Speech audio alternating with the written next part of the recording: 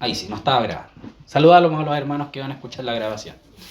Entonces decíamos que el Señor nos ha provisto de una vida y de un camino para que el hombre vaya conociendo a Dios y desarrollándose así como el niño es instruido por el Padre, ¿cierto? Un bebé comienza a aprender a comer, comienza a aprender a moverse, comienza a aprender a caminar, siempre de la mano de los padres. Lo comienzan a guiar, a instruir. Después, cuando ya el niño aprende a comer y aprende a caminar, comienza a tener ciertas responsabilidades. Hace su cama, ¿cierto? Los niños hacen la cama cuando los papás le dicen. Porque el Señor también nos guía a aprender a tener responsabilidades en la casa. Y va a llegar un momento cuando el joven, ¿cierto? En la Escritura hay varios desarrollos. Están los bebés, están los muchachos, están los jóvenes, como varias etapas, y luego viene la adultez. Vamos a hacer un paréntesis luego para ver las etapas marcadas y cuáles son las edades que las Escrituras muestran cuando un niño pasa a ser un adulto. Porque es importante ver estas cositas que no solamente son espirituales, sino que también nos ayudan a entender algunas cosas en nuestra humana manera de vivir. Entonces va a llegar un momento en que el hombre o el joven va a ser un hombre. Y ya siendo hombre se le van a pedir más responsabilidades, ¿cierto? Como sostenerse a sí mismo, poder trabajar trabajar para alimentarse y sobrevivir y vivir en la tierra. Luego el hombre va a querer tener una familia, va a buscar una esposa, el Señor le va a dar una esposa a los jóvenes que estén esperando esposa. Y luego ese hombre tiene que saber administrar una casa, tiene que saber llevar alimento a la casa, eso es lo que manda el Señor. El mismo Padre dice que Él es el buen padre, el buen hombre de casa que lleva el alimento a tiempo a su casa y alimenta a su esposa. Luego ese hombre y esa mujer tienen hijos y así se va a cumplir un caminar hasta la ancianidad, donde también hay responsabilidades de sabiduría, de dejar el conocimiento que se ha adquirido en el tiempo. Entonces, hermanos, nosotros vemos que ese caminar estaba ligado por dos grandes ambientes. Uno era el amor, que tiene un desarrollo, una profundización, y también el conocimiento. Entonces, en el amor encontrábamos tres aspectos que son revelados en las Escrituras, sobre todo en el griego. En español no se puede comprender mucho porque es muy pobre nuestro idioma para hablar acerca y poder entender las profundidades de la palabra amor. Y nosotros teníamos tres palabritas que no las estuvimos viendo de forma directa, ya se han estudiado antes, pero se dejaron dichas. La palabra eros, que significa amor, que tiene que ver con un amor superficial, ¿cierto? Particularmente una atracción física entre un hombre y una mujer. Luego estaba la palabra ágape, ¿cierto? Que es este amor de familia, entre hermanos, un amor, un cariño, donde hay un poquito más de interioridad, un conocimiento un poquito más intenso de la persona a la cual se está amando o del grupo de personas a las cuales estamos amando. Y luego está el amor filial, ¿cierto? El amor del padre con el hijo, ese amor profundo, entrañable, que también es el amor entre un hombre y una mujer cuando ya están en un amor adulto, maduro. Ya no se ama porque, la esposa tal vez esté, como dicen los jóvenes, ¿cierto? Los más nuevos, que sea agradable a la vista, que sea bonita, porque esas son cosas que van pasando, pero va quedando el amor maduro, el amor por decisión, el amor sacrificial, el amor que no espera nada a cambio, que hace las cosas porque ha decidido hacerlas así. Así nos amó el Señor, ¿cierto? Nos ha amado en el Hijo. Siendo nosotros pecadores, Cristo nos ha amado aún estando nosotros muertos en delitos y pecados. La iglesia, hermanos, antes de ser iglesia, era la manifestación del pecado. En ella se expresaba todo el mal. Recordemos que el Señor no vino a rescatar a los fuertes, a los sanos, sino a los enfermos y a los que tienen necesidad de doctor. A ellos vino a sanar el Señor. Entonces el Señor dice eso. No es que haya personas sanas, sino lo dice porque era el estado real en el que nosotros estábamos. La particularidad es que todos estábamos muertos en delitos y pecados. Entonces el Señor nos ama sin esperar nada a cambio, amando a los que le transgredieron, amando a los que le crucificaron, y nos amó hasta el fin. Y así también nosotros, siendo amados por el Señor ahora, como conociendo al Señor ahora, en ese amor, también nosotros vamos a pasar de amar al Señor solamente por lo que queremos de Él, como un niño cuando le dice, papá, cómprame un heladito, y si el papá le dice que no, como que el niño le dice, pucha, papá, nunca me compras nada, cuando es una mentira absoluta, ¿cierto? Porque siempre le compran cosas a los papás, a los hijos, siempre. Pero a veces los niños en su capricho, papá, quiero un juguete, y el papá le dice, no, no hay plata. Ay, pero papá, qué pucha, pero y se enoja el niño o el jovencito, porque no entiende aún las cosas valiosas de la casa, lo que realmente vale. Entonces así a veces nosotros le pedimos cosas al Señor y nos enojamos porque no se conceden, y es por nuestra ignorancia, porque el Señor necesita formar en nosotros aspectos internos para que comprendamos su amor. El amor no es solamente dar, el amor es saber cuándo dar. El amor no es solamente otorgar todo lo que yo tengo en mi corazón a la otra persona, sino también cuándo hacerlo. Porque muchas veces nosotros tenemos que ser formados en la paciencia del Señor para conocer cuándo nosotros podemos recibir algo que queremos de parte del Señor. Entonces, hermanos, junto con esto, también vamos conociendo. Entonces el amor es un cordón que va unido al conocimiento. Mientras nosotros más conocemos a la persona que amamos, más la amamos. Y mientras menos conocemos a la persona que amamos, menos amamos. Y así también con el Señor. Como el Señor nos conoce por completo, Él nos ama en toda nuestra magnitud. Tanto nos ama cuando nosotros estábamos muertos en delitos y pecados, y cuánto nos ama con la misma intensidad también cuando hemos sido hechos parte de su casa. Así también nosotros, hermanos, debemos ir conociendo al Señor para que el amor sea más profundo. No solamente decir, Señor, estoy enfermo, sáname.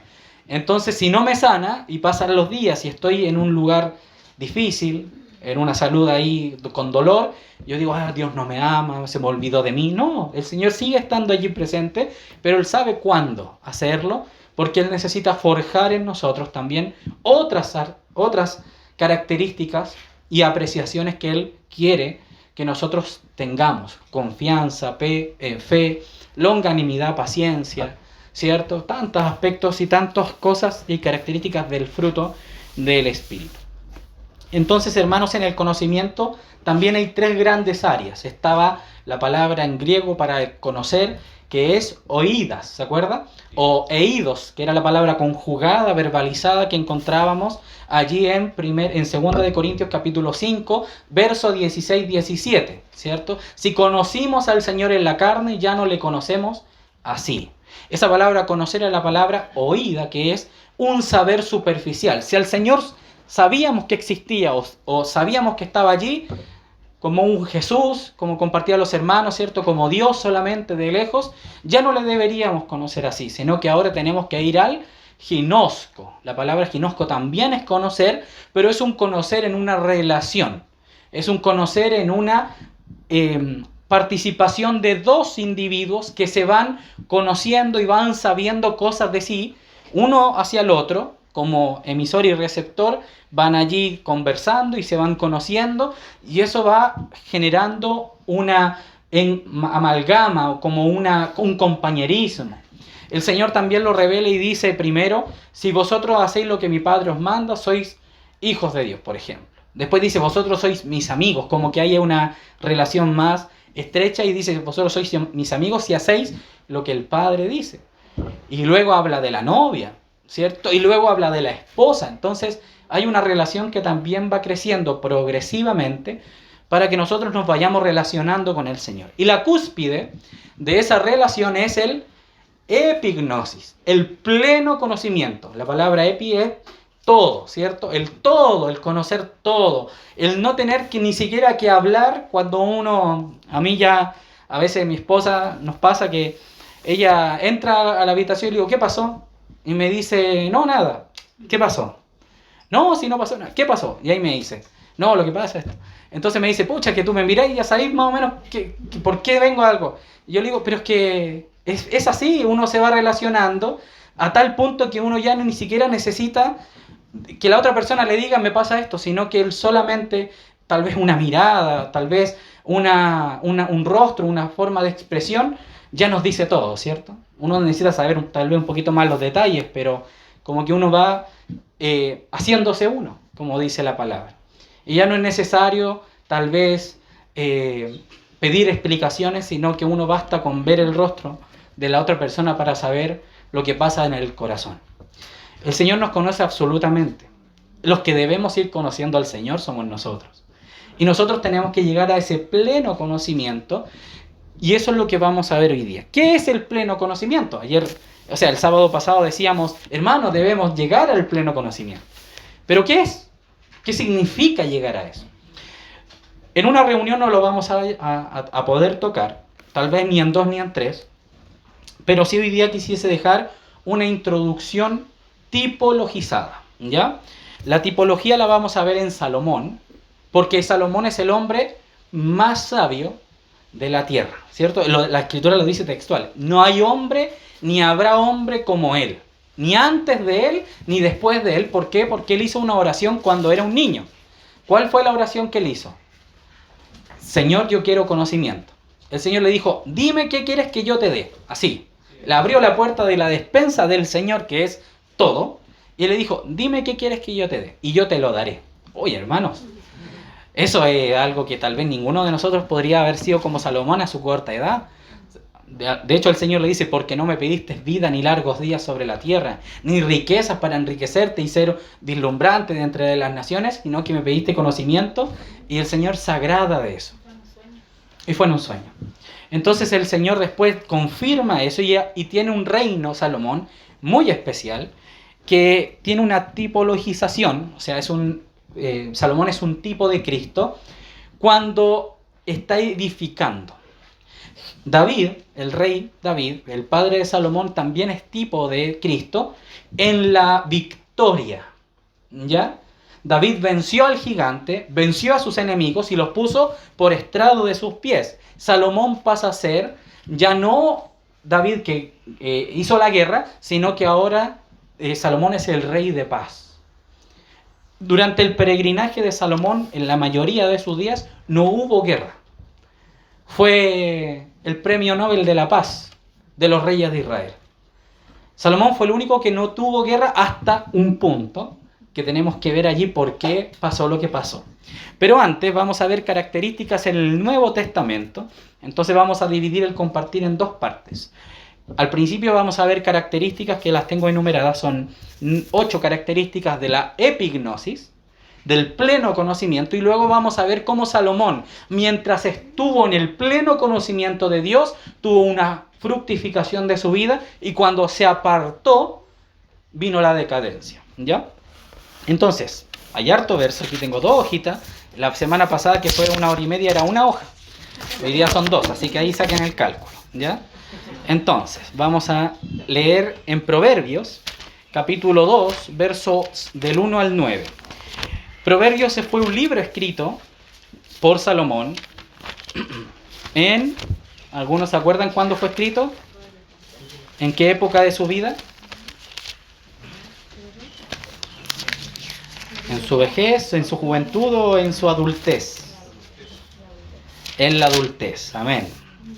Es importante saber esas cositas, hermanos, que están implícitamente aquí en la escritura dichas.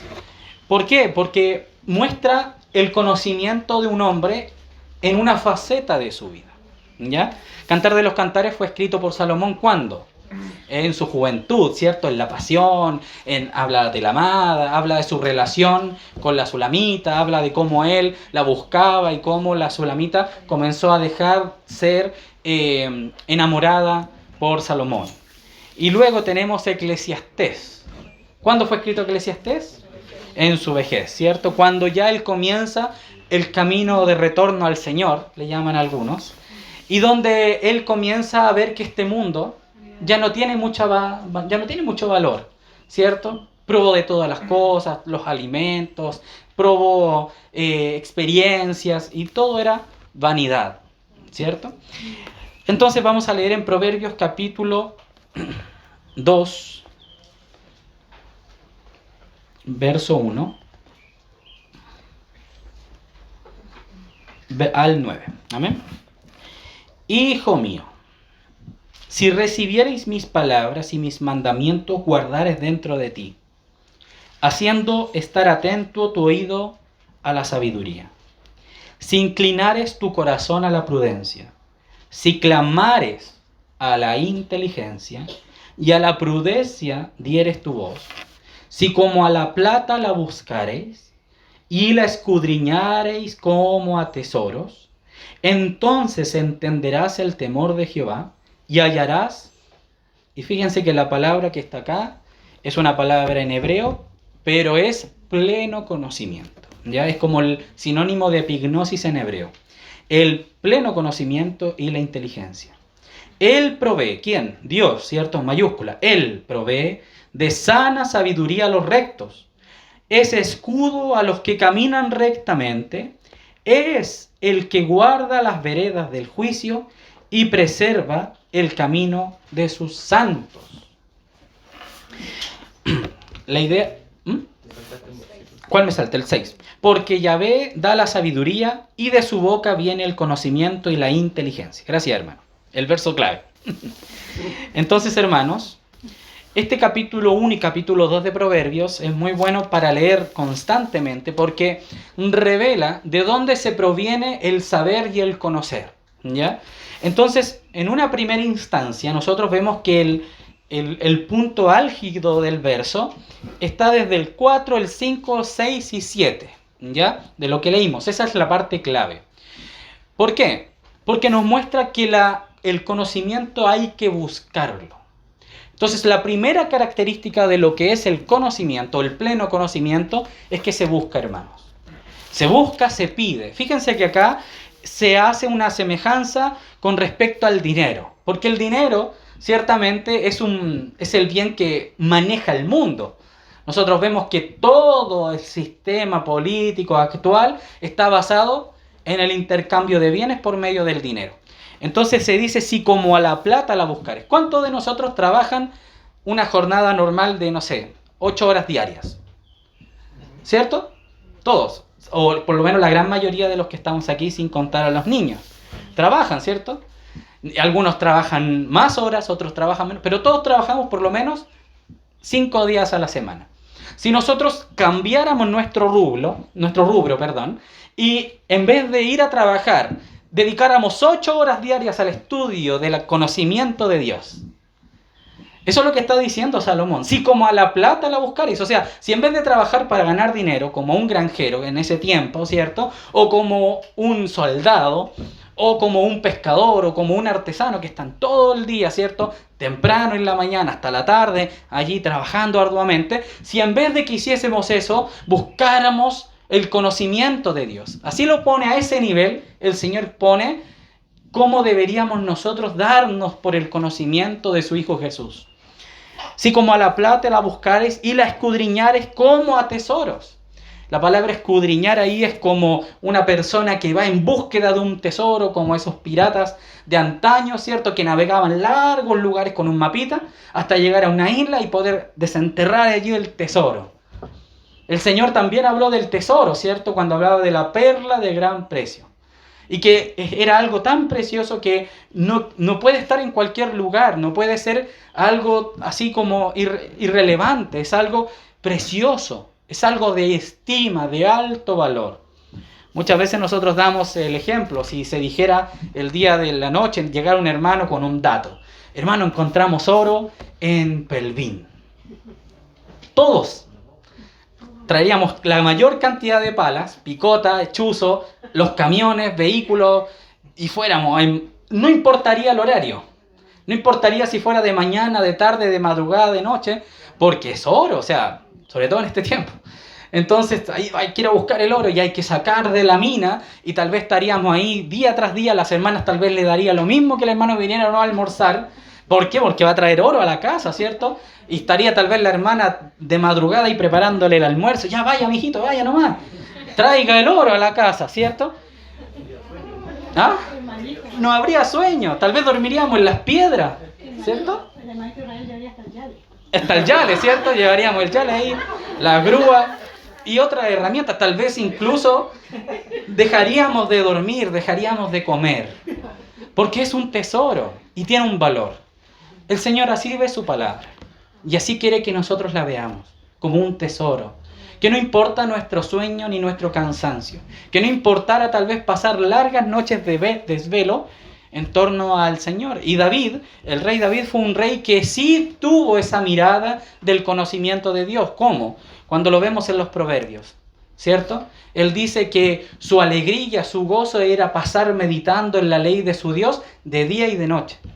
Entonces no solamente vemos a un David, un rey David, en la guerra, ¿cierto? Confiando en el Señor, sino que todo eso provenía de una experiencia previa, que era que él sabía quién era su Dios, porque él pasaba largas horas meditando en la ley de Dios. Entonces, para que él tuviese victoria en su día a día, es porque previamente él había trabajado una comunión íntima con el Señor. Y por eso fue como fue. Un hombre con el corazón que a Dios le agradaba. Y esa palabra de agradar es la misma palabra que encontramos en Cristo cuando el Señor dice, este es, ¿cierto?, en el que se agrada mi corazón. Él es en que se agrada al Padre. En el único que se agrada al Padre. Y fíjense que el único en toda la Escritura, aparte de Jesús, fue David, que se dice de él. Entonces David es un tipo de Cristo, de un hombre que tenía comunión con su Dios. Entonces, primer aspecto, un aspecto del conocimiento que hay que buscarlo, hermanos. Y requiere, el hecho de buscar, requiere entonces un esfuerzo físico. Requiere un esfuerzo físico, hermanos. Es lo mismo que yo tenga la Biblia cerrada en mi velador y yo diga, Señor, yo quiero todo el conocimiento, provéeme de conocimiento. Y la Biblia ahí. Cuando nosotros decimos, Señor, dame conocimiento, se espera de que nosotros hagamos la acción de ir a las Escrituras. Porque la revelación no viene sino por el oír la palabra de Dios. Por eso debemos leerla, para que en nuestro corazón sea oída por nuestros pensamientos cuando la leemos y podamos tener fe y conocer a nuestro Dios.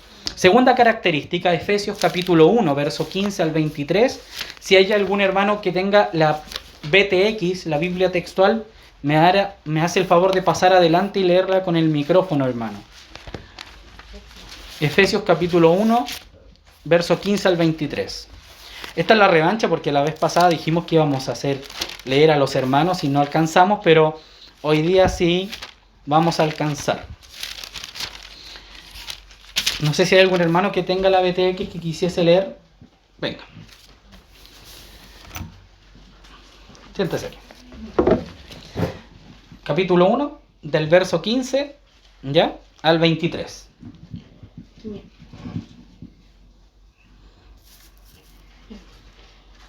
Por esto yo también, habiendo oído de vuestra fe en el Señor Jesús y del amor para con todos los santos, no ceso de dar gracias por vosotros, haciendo mención en mis oraciones, para que el Dios de nuestro Señor Jesucristo, el Padre de la gloria, os dé espíritu de sabiduría y de revelación en el conocimiento pleno de Él, habiendo iluminado los ojos del corazón, para que sepáis cuál es la esperanza de su llamamiento, y cuál la riqueza de la gloria de su herencia en los santos, y cuál la inmensurable grandeza de su poder, para que con nosotros, los que creemos, conforme a la energía de su poderosa fuerza, la cual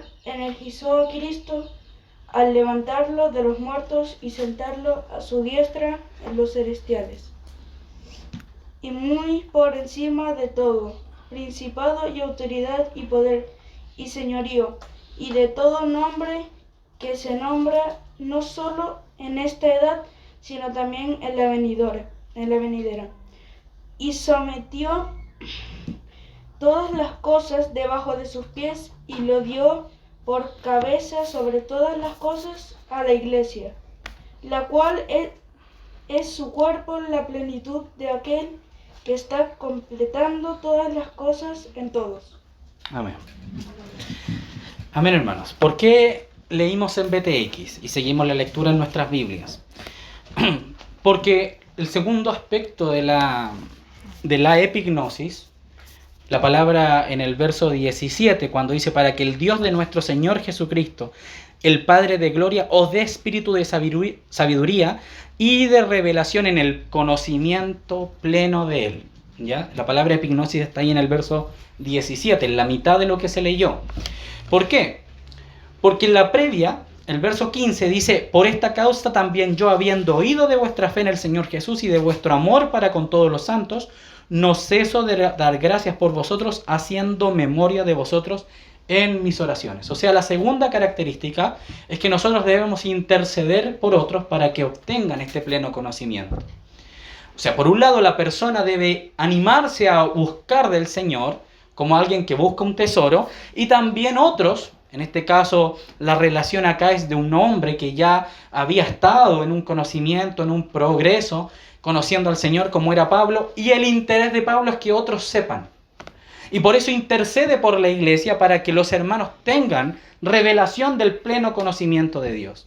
Así también los padres deben orar por sus hijos para que conozcan al Señor. No solamente que sean salvos, sino que lleguen al pleno conocimiento de Dios. Y también los hermanos que ministran deben orar por los hermanos para que también alcancen ese pleno conocimiento. O sea, una persona lo pide y otros también interceden para que esto suceda. Esto no es como un augurio, como los pasos a seguir para obtener el pleno conocimiento, sino que vamos a ir luego viendo que esto es algo orgánico en nuestra manera de vivir con el Señor. No es solamente que nosotros sigamos los pasos y si vamos a llegar a esto, sino que lo precioso de esto, hermanos, es que está ligado con el amor. Mientras nosotros amemos al Señor, el Señor nos va a retribuir su conocimiento de Él. Iluminación, vamos a ir experimentando con el Señor también aspectos de la vida donde Él va a estar a nuestro lado. No solamente llenar nuestra cabeza de información, sino que esto es un caminar entre el amor y el conocimiento. Va ligado. Mientras yo más ame al Señor, más le conozco, y mientras más le voy conociendo, más le voy amando. Es como un círculo, ¿ya?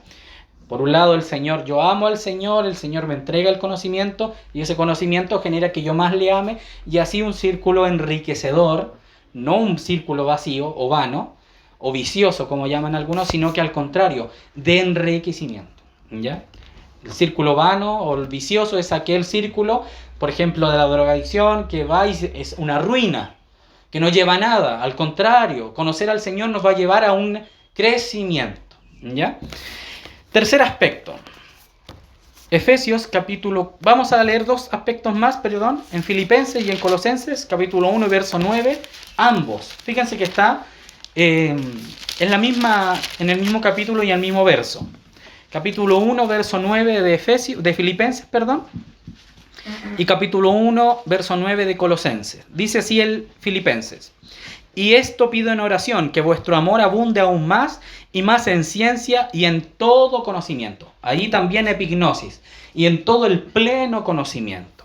Y en Colosenses, capítulo 1, el libro que sigue, también el verso 9, dice así: por lo cual también nosotros desde el día que lo oímos no cesamos de orar por vosotros y de pedir que seáis llenos del conocimiento, pleno conocimiento, epignosis, de su voluntad en toda sabiduría e inteligencia espiritual. Vamos a agregar el 10, para que andéis como es digno del Señor, agradándole en todo, llevando fruto en toda buena obra y creciendo en el pleno conocimiento de Dios. Vamos ahora, a Efesios capítulo 4, verso 11 al 13. Otra característica acerca o para obtener pleno conocimiento. ¿Lo tienen, hermanitos? Amén. Capítulo 4, verso 13. Verso 11 al 13. Y él mismo constituyó. La palabra allí no es constituir, sino que es dar, ¿ya? Es importante ahí tener las correcciones de la Reina Valera. Dios, ¿cierto? Es importantísima esa palabra. Dios nos ha regalado. Él mismo nos ha regalado a unos apóstoles, a otros profetas, a otros evangelistas, a otros pastores y maestros, a fin de perfeccionar a los santos para la obra del ministerio, para la edificación del cuerpo de Cristo, hasta que todos lleguemos a la unidad de la fe y del pleno conocimiento de Dios, del Hijo de Dios, a un varón perfecto a la medida de la estatura de la plenitud de Cristo. Aquí también está la palabra epignosis. Entonces, la tercera característica de la epignosis es que el Señor prepara hombres para que preparen otros hombres. Y allí está el cuerpo de Cristo. La iglesia es el centro de la epignosis, o debería ser el centro de la epignosis en el mundo. ¿Qué les parece esa declaración, hermanos? La iglesia es la columna y el baluarte de la verdad. Interesante, hermanos. No hay otro lugar en la tierra donde se hable de Cristo, sino es la iglesia. Porque la iglesia es la que sostiene las verdades de Dios y por ende también el misterio de Dios, que es Cristo, nos es anunciado por medio de hermanos y de pastores, evangelistas, apóstoles, profetas, maestros, que fueron dados por Dios, que Dios ha levantado para que ellos puedan dar a conocer a sus hermanos el conocimiento pleno de Cristo, así como lo hizo con los 12 apóstoles, luego con los padres de la fe del primer siglo y así hasta nuestros días.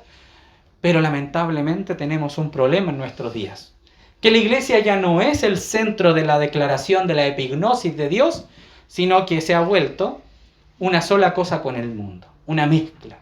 Y por eso hay cada vez menos iglesias que hablen del Dios bíblico y iglesias que hablan del dinero. Hay cada vez más iglesias que hablan del diezmo, sí, como el énfasis, pero no hablan de conocer al Señor. Y no están preparando a los hermanos para recibir al Señor en los aires.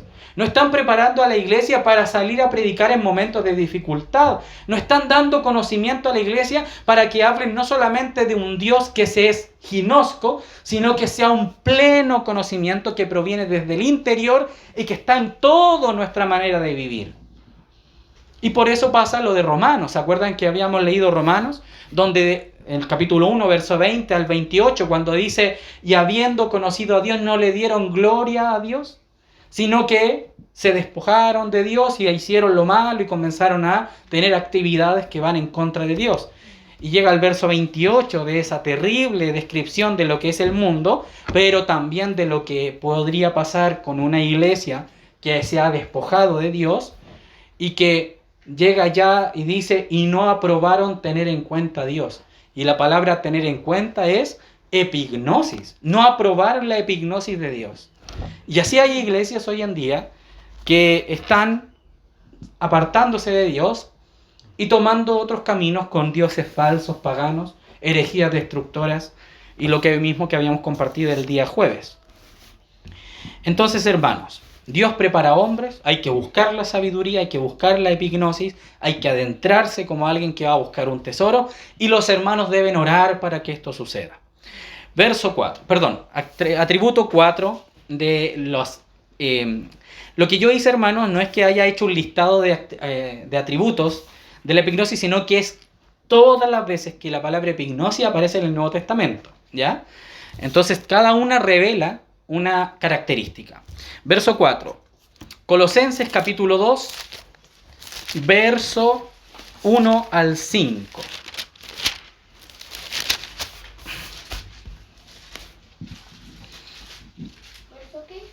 Colosenses capítulo 2, del 1 al 5.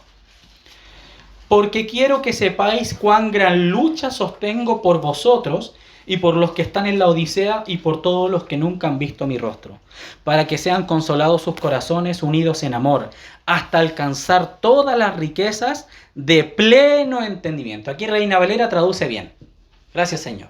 Pleno entendimiento, pleno conocimiento o epignosis, a fin de conocer el misterio del Dios y el Padre, Cristo, ¿cierto? Esa es la traducción correcta de Reina Valera. Por eso, hermanos, hagan allí el comentario, rayen la Biblia y digan el misterio, conocer el misterio de Dios el Padre. Ahí vienen Cristo, no y de Cristo, como que hubiesen dos misterios, sino un solo misterio que es Cristo, ¿ya? Es importantísimo ese detallito, ¿ya?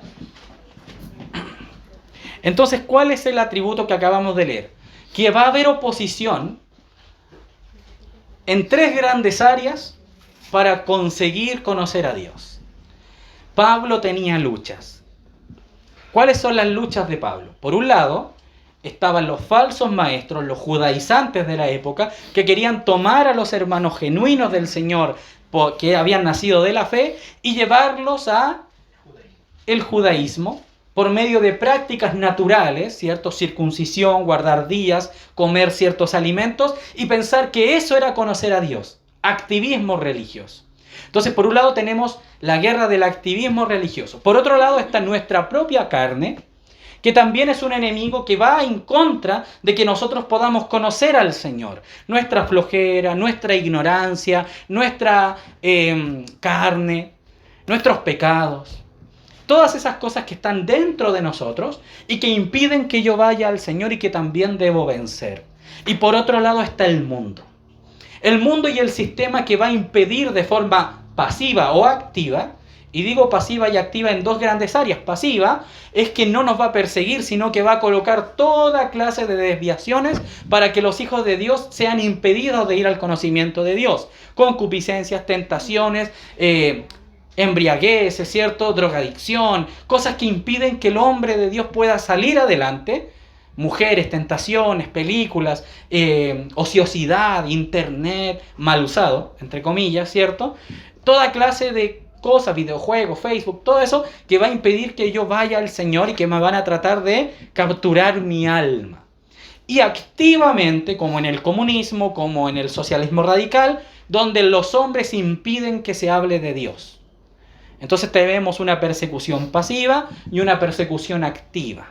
Hay hermanos que pierden la cabeza por predicar a Cristo en países extremistas. Y eso es una realidad hasta el día de hoy. Pablo fue perseguido por Roma y fue perseguido por los judíos y también tenía guerra contra su propia carne. Y así los apóstoles y aún el mismo Señor Jesús fue muerto por mostrar una revelación que era que Él es el Hijo de Dios. Entonces también nos toca a nosotros esa guerra. Entonces, por un lado, para obtener conocimiento, lo buscamos, los hermanos nos ayudan en oración, mi familia me ayuda a orar para que yo obtenga ese conocimiento. También nosotros tenemos la característica de que Dios ha preparado hombres para que nos apoyen en el conocimiento, pero también hay una guerra. Va a haber persecución por esto, hermanos. Todo aquel que quiera vivir piadosamente va a vivir en persecución, hermanos. Es parte. Y gracias al Señor que es así, hermanos. Porque si no fuera así, ¿sabe lo que sucedería? Perdería valor el nombre de Cristo. Y tal vez pudiendo hacerlo, no lo haríamos. Como ha sido tal vez hasta el día de hoy. Cada uno se tiene que juzgar a sí mismo. Estando en una libertad de reunión, hasta el día de hoy, gracias al Señor, vamos a ver qué pasa más adelante, pero por ahora estamos. Pero como que al hombre de repente le es necesario tener un poquito de presión para valorar ciertas cosas. Lo dejamos ahí. Amén. Quinta atributo. Colosenses capítulo 3, mismo libro, siguiente capítulo, versos 5 al 11. Haced morir pues lo terrenal en vosotros, fornicación, impureza, pasiones desordenadas, malos deseos, avaricia, que es idolatría, cosas por las cuales la ira de Dios viene sobre los hijos. Y si lo dejáramos hasta allí, hermanos, hijos de desobediencia, ojo con eso, está hablando de hijos desobedientes, en las cuales vosotros también anduvisteis en otro tiempo cuando vivíais en ellas. Pero ahora dejad también vosotros todas estas cosas, ira, enojo, malicia, blasfemia, palabras deshonestas de vuestra boca. No mintáis los unos a los otros, habiendo despojado del viejo hombre con sus hechos.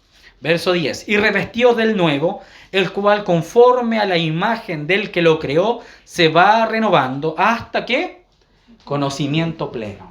Entonces, en lo que se espera del creyente es esta progresión para que alcance un pleno conocimiento. No lo va a alcanzar si aún su corazón está lleno de las cosas que se han mencionado, hermanos. Y que tiene que ver con la parte anterior, ¿cierto? Con el trato personal, en el corazón. ¿Cuánto yo he dispuesto mi corazón para seguir al Señor? ¿Cuánto estoy dispuesto a abandonar de mis gustos personales para que conozcamos al Señor? ¿Cuánto valdrá el Señor? Yo he visto, hermanos, en internet, en algunos videos, cuando sale un celular nuevo en Estados Unidos, hay gente que hace carpa o se pone en una tienda en las filas del recinto donde venden el celular. ¿Lo ha visto usted? Y hacen ahí fila y pasan ahí, o para ver la película, ¿cierto? La Spider-Man, la última, gente haciendo fila, comprando, no importa el calor, no importa el frío, no importa si comí, no importa, quiero ver la película, quiero comprar el celular.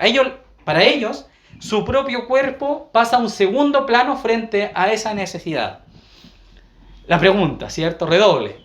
¿Cuánto hemos abandonado de nosotros mismos por amor al Señor? Por ir conociéndole más. Algunos hermanos antiguamente, por ejemplo, William Tyndale, ¿cierto? ¿Conocen a William Tyndale? Algunos. Bien, antes, ¿cierto? ¿Qué hizo él antes? Escribió cartas de la Biblia, del Antiguo Testamento y del Nuevo Testamento. Eso, muy bien. Lo que hizo el hermano William Tyndale fue comenzar a traducir Biblias del original, a el inglés, ¿cierto? Y comenzó él a expandir ese movimiento. Y él fue perseguido por el catolicismo. ¿Sí? Raro, ¿cierto? Extraño que nos persiga el catolicismo. Bueno, el hermano fue perseguido hasta la muerte porque su corazón, su llamado fue transmitirle a los hermanos el conocimiento de Dios. O sea, el segundo atributo que está acá. El hermano fue parte del brazo de Dios para tomar las escrituras y llevárselo a otras personas. Ese fue el trabajo del hermano y el hermano murió por eso. O sea, el hermano se basó en la segunda parte, que en su corazón ardía un fuego que él se despojó de su propia vida, así como el Señor, para que los hermanos obtuvieran en un lenguaje que ellos pudieran comprender las escrituras. Así también Reina y Valera. Estos dos hermanos que tradujeron esta Biblia al español también fueron perseguidos, también fueron atormentados, también tuvieron que viajar de aquí para allá y ser perseguidos por lo que estaban haciendo. Y cada hermano que ha intentado llevar el evangelio a otro ser humano es perseguido, hermanos. Entonces, queridos hermanos, no solamente nosotros vamos a luchar con el momento del sistema, sino también con nuestro corazón. Estos hermanos abandonaron todo. Se abandonaron a sí mismos. Y muchos hermanos en la historia de la iglesia que tienen preciosos testimonios también han sido encarcelados, han sido, como habla Hebreos capítulo 12, ¿cierto?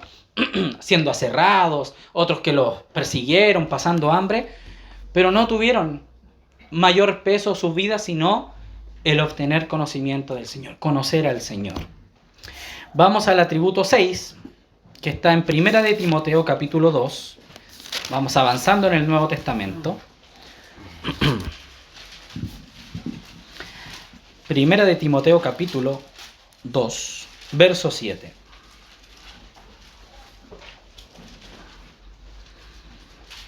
Dice: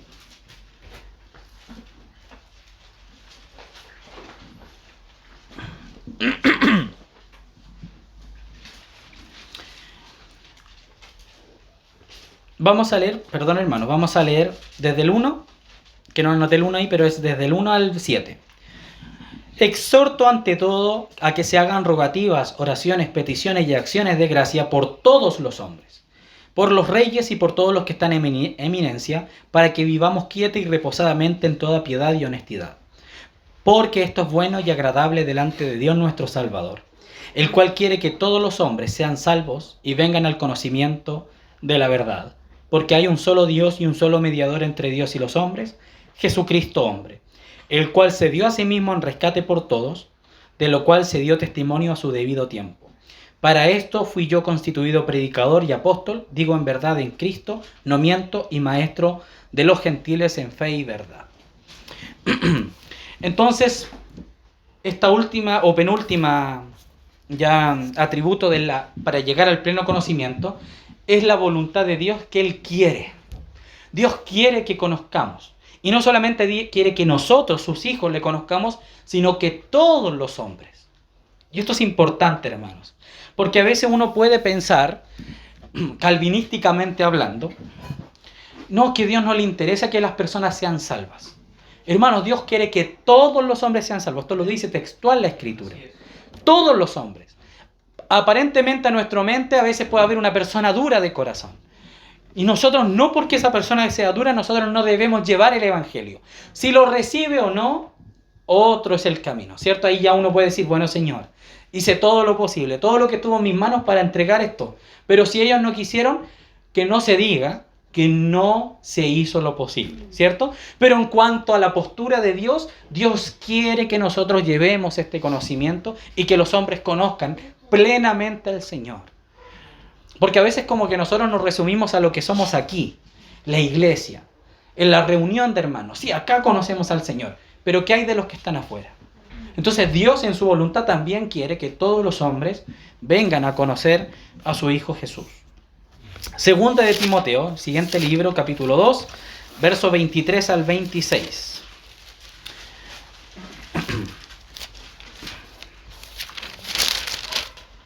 Segunda de Timoteo 2, 23. Pero desecha las cuestiones necias e insensatas sabiendo que engendran contiendas, porque el siervo del Señor no debe ser contencioso, sino amable para con todos, apto para enseñar, sufrido, que con mansedumbre corrija a los que se oponen, por si quizá Dios les conceda que se arrepientan para epignosis de la verdad. Ya lo traduje ahí porque Reina y Valera como que hace una descripción un poco sutil, ya, o muy superficial, ¿ya? Pero el punto acá, hermanos, es que el caminar hacia el pleno conocimiento conlleva exhortación y corrección. Nosotros nunca, hermanos, y esto pónganme atención, nunca vamos a lograr conocer al Señor si no somos corregidos por otros hermanos. Usted no va a poder llegar y con su mente solamente poder comprender todo lo que se quiere decir en las Escrituras. Necesitamos la corrección de los hermanos. Necesitamos el trato de Dios. O sea, Dios va a tratar a su pueblo que busca llegar a un pleno conocimiento. Pablo fue tratado, Timoteo fue tratado, Tito fue tratado, Pedro fue tratado en su corazón, porque tenemos un problema en nuestro corazón, hermanos. Que muchas veces envanecemos nuestra mente cuando conocemos 2 o 3 versículos. ¿Cuántos hermanos se han envanecido como que empiezan a leer la Biblia, le dan la oportunidad de predicar y de repente son como intocables? Son, oye, no, y el hombre está por ahí arriba y uno acá en el sillón o en la silla y el pastor allá de un punto de luz en medio de 15.000 personas intocables, hasta con guardaespaldas. El ungido del Señor. ¿Cuántos hemos escuchado eso? Ese hombre necesita ser corregido. Porque no es un iluminado, no es que nosotros pongamos nuestro conocimiento envanecido sobre los hermanos, sino que la corrección nos ayuda a ser humildes. Así como el Señor caminaba entre sus discípulos como uno más, al punto que cuando fueron los romanos a buscar y a apresar al Señor le dijeron a Judas que tenía que indicarle cuál era. Porque cuando estaba entre los hermanos pasaba tan desapercibido el Señor. No estaba en un asiento predilecto, se sentaba entre los discípulos, los apóstoles se posaban sobre el Señor, lo abrazaban. Era uno más entre ellos. Y así también nos enseña a nosotros a ser uno más entre los hermanos. No a tener asientos diferentes ni lugares de preferencia. No a cometer los errores que han cometido antiguos de ponerse corona, de ponerse anillos de oro, trajes elegantes, diferentes a los de los hermanos. No, hermanos, esto no es de distinción física, superficial. Esto es de distinción espiritual. Lo único que puede cambiar, hermanos, y darnos a entender que somos diferentes a los demás es nuestro grado espiritual y de lo que salga de nuestra boca. En eso sí, hermanos, yo les ruego a todos los hermanos que sí haya una distinción. Que no hablemos como los de afuera, con muletillas, con garabatos, con palabras malsonantes. ¿Cierto? Que allí sí seamos diferentes al mundo. Pero no en los aspectos externos. No, es que el pastor tiene que tener un traje blanco y una cosita por aquí porque tiene que ser distinción entre el pueblo. ¿Y quién hizo eso? La Iglesia Católica. Se comenzó a vestir diferente. No, es que ellos son especiales y lo apartaron a un sacerdocio casi levítico, ¿cierto? Y aún más extremo, sin tocar mujer, sin que no pueden comer cualquier cosa, y el Papa tiene que ser el hombre más, es como que fuera lo externo validara lo interno, y no es así, hermanos. Nuestro corazón se distingue por nuestras obras, no por cómo vestimos ni el trato. A todos los hermanos tenemos que tratarlos igual, con cariño, con amor, con afecto. Y aún más, como si fueran superiores a nosotros mismos. Amén. Entonces no hay un trato distintivo. Entonces, hermanos, es necesaria la corrección, el trato a nuestro corazón. Un hombre puede saber mucho, pero usted se va a dar cuenta inmediatamente, mientras más conoce al Señor, la humildad debería ser directamente proporcional. Mientras más conoce al Señor, más humilde debería ser esa persona. Y una persona, mientras menos conoce al Señor, más soberbia y más orgullo se van a manifestar. ¿Por qué? Porque va de la mano. Mientras más conocemos al Señor, más somos como el Señor. Entonces, más humilde. Hola, hermano, ¿cómo está? Bien, ¿y usted, hermano? Y conversamos con los hermanos. No un acento extraño y haciéndonos diferencia, y cuando tenemos un ágape, el pastor sentado como con los líderes por allá y lo demás, la galera, ¿cierto? La galería para acá. No, hermanos, estamos entre hermanos y todos nos podemos sentar con todos y conversar. Así el trato entre un niño y un adulto, un joven y un anciano, con cariño, con amor. ¿Y cuánto daño le ha hecho a la iglesia separar? No, es que los hermanos espirituales, los de la palabra, se sientan allá. Es que las hermanas, las esposas de los pastores, por allá. Y que ellas nomás pueden hacer ciertas cosas. Hermano, eso es religiosidad, es muerte en la iglesia. No sirve para nada. Y los niños van a estar sentados allá, todos los niños juntos, para que les pintara un arca de Noé. No, hermanos, la Escritura no enseña eso. La Escritura es que el niño debe ser acompañado por uno adulto para que sea guiado en su caminar. Ciertamente el niño en su casa puede ser guiado por sus papás, que pinte un arca de Noé. No digo que no pueda ser así en su niñez, siendo bebé. Pero una vez que ya el niño tiene cierto conocimiento, es considerado entre los varones adultos, hermanos. Y eso lo vamos a ver luego. Vamos a 2 de Timoteo 3, ahora 1 al 7. Aquí mismo, en el mismo libro. Esta es la última parte de esta primera parte del compartir. También debes saber esto, que en los postreros días vendrán tiempos peligrosos, porque habrá hombres amadores de sí mismos, avaros, vanagloriosos, soberbios, blasfemos, desobedientes a los padres, ingratos, impíos, sin afecto natural, implacables, calumniadores, imperantes, crueles, aborrecedores de lo bueno, traidores, impetuosos, infatuados, amadores de los deleites más que de Dios, que tendrán apariencia de piedad, pero negarán la eficacia de ella. A estos evita. Porque de estos son los que se meten en las casas y llevan cautivas a las mujercillas, cargadas de pecados, arrastradas por diversas concupiscencias. Estas siempre están aprendiendo y nunca pueden llegar al pleno conocimiento de la verdad.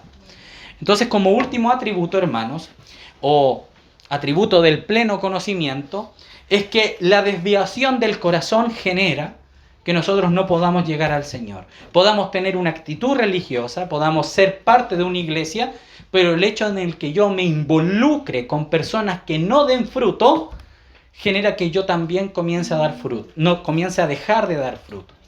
Es un poco como lo que compartía nuestro hermano Gino hace mucho tiempo atrás, cuando él decía que las aves del mismo color se juntan, o de la misma especie como que se juntan. Entonces, hermanos, cuando usted comience a ver dentro de una reunión, dentro de un lugar, y usted tenga más cercanía al hermano que le gusta hacer mayonesa con la boca, ¿cierto? Así decían antiguamente, mi abuela decía, pasa hablando. Entonces le meten un huevo en la boca y sale mayonesa. Porque y tanto que revuelve la lengua que al final sale mayonesa. Entonces las personas murmuradoras se juntan con murmuradores. Entonces se y mira, la hermana como vino vestida así, no me saludó, y la paz del Señor. Y eso, hermanos, es cancerígeno a nuestro crecimiento espiritual. Cuando yo me junto con personas como estas mujercillas que eran y que metían a estos hombres a sus casas y después salían cargadas de pecado porque hacían cosas obscenas dentro de esas casas. Eso es lo que está implícitamente en el texto, las mujeres invitan a estos hombres así que se ven tan espirituales, entonces se juntan con este tipo de personas, generan en su caminar una detención. Es como el pueblo de Israel cuando eligieron entre los 2 espías a 10 espías que comenzaron a hablar duda. ¿Se acuerdan? No, vamos a morir, estos hombres, estos gigantes nos van a comer como a pan. Entonces el pueblo tomó a estos hombres y los metió dentro y comenzó todo el pueblo a murmurar, es que Moisés nos trajo a morir. Y los otros 2 quedaron solos, ¿cierto? Los que dijeron, no hermanos, vamos, los vamos a destruir, vamos a tomar la ciudad, el Señor está de nosotros. Entonces vemos cómo se divide la gente y un grupo se fue por la carne y el otro se fue por el espíritu. Entonces, hermanos, si yo no tengo crecimiento espiritual, tengo que ver con quién me junto. Asimismo, los niños en el colegio, o cuando se podía ir al colegio, ¿cierto? Cuando uno estaba en la sala, mi mamá siempre me decía, siéntate de los primeros, porque al fondo están los desordenados. ¿Y era así o no era así? Siempre fue así. ¿Por qué? Porque las tinieblas intentan esconderse, pues hermano. ¿De dónde venían las bolas de papel a los que estuvimos en el colegio? ¿De adelante para atrás o de atrás para adelante? Ahí está el problema, por hermano. ¿Sí, hermanita Doris? Y lo otro que también, como dice la palabra, que un poco de levadura leuda toda la masa. Exactamente. Yo puedo ser una persona que esté dando buen fruto. En el minuto en que me comienzo a hacer amistad de alguien que no dé buen fruto, hermanos, es muy probable que usted deje de dar buen fruto. Porque nuestro corazón tiende al mal. Entonces, si hay alguien allá que me está ahí tendiendo la trampa, que quiere cazar mi corazón, yo voy a caer en eso. Debo juntarme con los hermanos que tienen buen fruto. Juntémonos con los hermanos que tengan buen testimonio, que anden en la paz, que sean prudentes. Y me voy a volver una persona prudente. Y yo no sea el imán para llevar al hermano prudente al lado oscuro, ¿cierto? Entonces ahí, hermanos, veamos con quiénes nos juntamos, tanto en la comunión, tanto como en nuestras casas, nuestros vecinos muchas veces. Las personas con las que hacemos amistad, en el colegio, en la universidad, los que quieren entrar a estudiar en la universidad, esa es una guerra, hermanos, que si uno no está firme va a ser arrastrado. Así de simple. O sea, si no estoy firme en el Señor voy a ser arrastrado. Y allí, el verso 5, leámoslo. Que tendrán apariencia de piedad, pero negarán la eficacia de ello, a esto se evita. Amén. Evitar a estos hombres, a estos jóvenes que quieren que nuestro corazón sea llevado tras de sí y no tras del Señor. Amén, hermanos. Nos queda como 6 horas todavía. Gracias. Entonces, desarrollo tipológico de Salomón con respecto al conocimiento. Ese fue el título que le coloqué a la segunda parte de este compartir.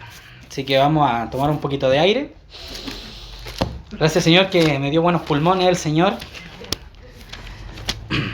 Vamos a dar algunos aspectos, así que los que toman nota, siempre yo les traigo algunas cositas ahí para anotar, ¿ya? Salomón, su nacimiento fue alrededor del 988 antes de Cristo, ¿ya? Importantísimas las fechas.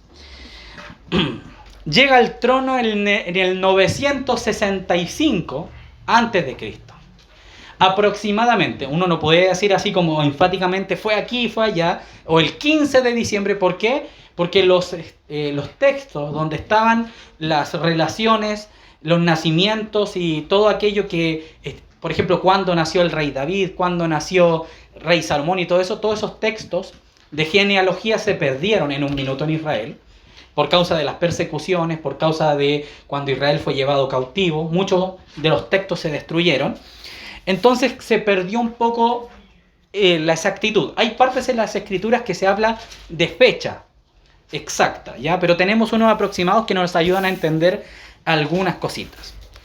Del 988 al 965, si tuviésemos esas fechas exactas, Salomón estaría llegando al trono alrededor de entre los 18 y los 23 años de edad.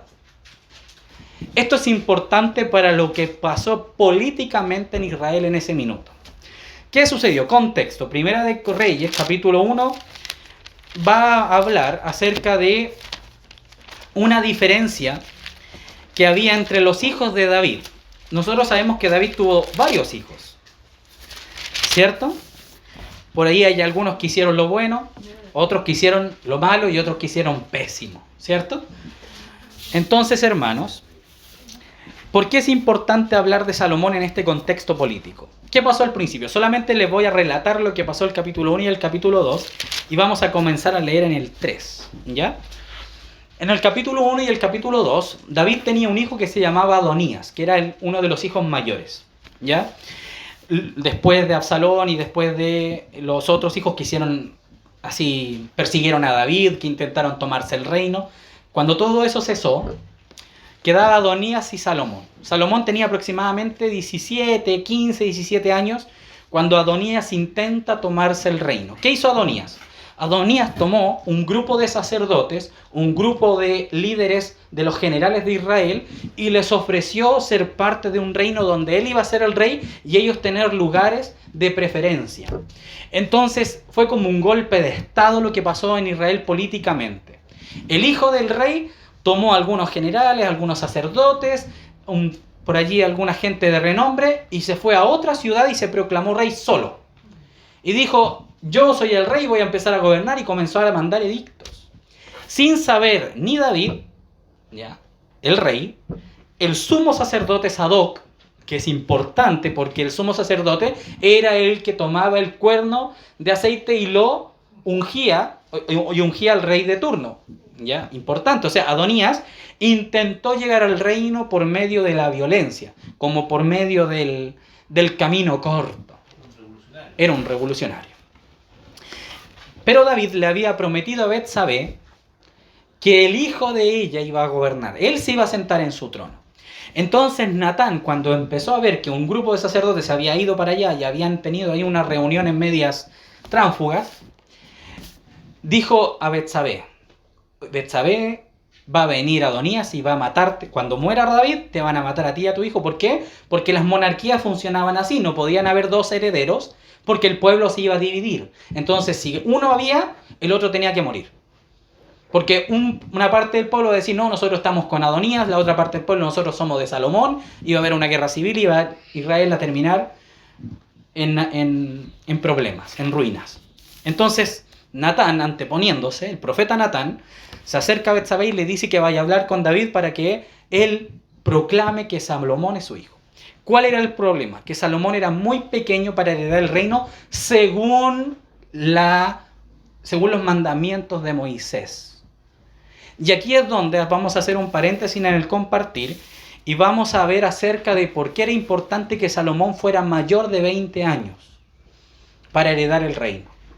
Cosa que no sucede así. Cuando avanzamos en la historia, nosotros vemos que hay reyes que heredan el reino como a los 6 años, porque se murió el papá y heredó y quedó allí y tuvo problemas. Y esto normalmente pasa en Israel del norte, lo que después es conocido como Samaria. ¿Por qué? Porque nosotros vemos, hermanos, que en la división de Israel después con los hijos de Salomón, con Roboam, por causa del pecado de Salomón, Israel igual se divide en dos grandes grupos. Israel del norte, 10 tribus. Israel del sur, 2 tribus, las más grandes, Judá y Benjamín, ¿ya? Las otras 10 arriba, estas 2 abajo. Las de abajo están con sede, capital, Jerusalén, y las de arriba, Siquem, creo, si no mal me equivoco, ¿ya? Entonces, vamos a ver que en las Escrituras no dice cuando un niño pasa a la adultez, directamente. Pero sí hay versículos que como que uno dice: puedo estar seguro de que es así. Vamos a ir primero a Génesis capítulo 21, verso 8, rápidamente. Esto es un paréntesis, pero que tenía en mi corazón poder dejarlo por causa de la enseñanza, hermanos, ¿ya? Génesis 21, verso 8, rápidamente, donde se habla de un joven y se dice su edad y se le llama de cierta manera. Fíjense en esto. 21, 8. Dice así: y habitó en el desierto de Parán, y su madre le tomó mujer de la tierra. Espera, me equivoqué. Estoy en Génesis 21, verso 8, perdón. Estaba leyendo el 28. No, miento, el 18. El 8. Y creció el niño, y fue destetado, e hizo Abraham gran banquete el día que fue destetado Isaac. Entonces, ¿cuándo un niño era destetado? Cuando deja el seno de la madre, ¿cierto? Cuando comienza a comer comida sólida. Esto es entre los 0 y los 5 años aproximadamente, según el relato, según la palabra niño. ¿Ya? Luego vamos a Génesis 37.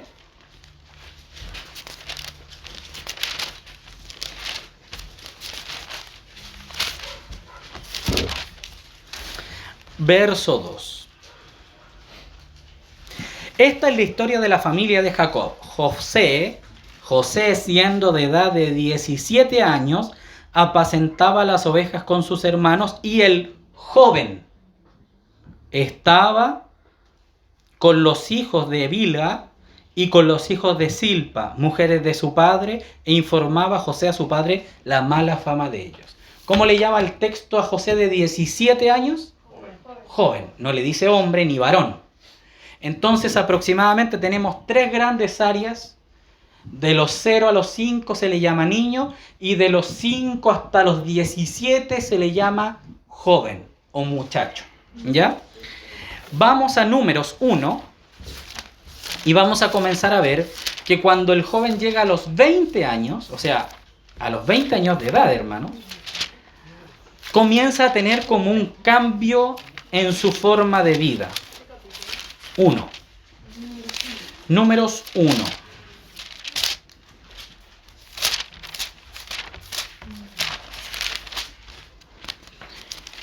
Dice así: habló Yahvé a Moisés en el desierto del Sinaí, en el tabernáculo de reunión, en el día primero del mes. Perdón, hermanos, me mandé a leer el capítulo 1, verso 1 y el verso 17.